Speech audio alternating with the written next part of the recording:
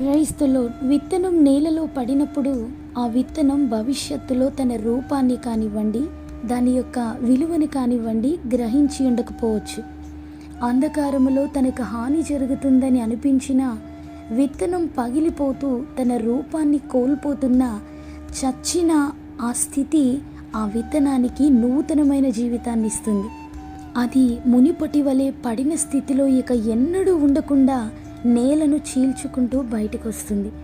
ఆ లేత చిగురు పైన ఎన్నో పోరాటాలు వచ్చినా, అణచివేయబడిన శ్రమలు కలిగిన అది మొక్కగా మారి మహావృక్షమై తనకంటూ ఒక స్థానాన్ని ఏర్పరచుకుంటుంది.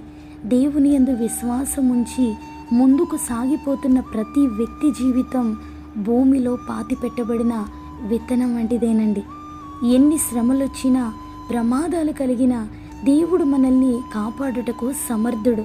ఆయన మన ప్రక్కనే ఉంటూ మనల్ని అభివృద్ధి చేస్తూ ఆశ్చర్యాలు మన జీవితంలో జరిగిస్తారు.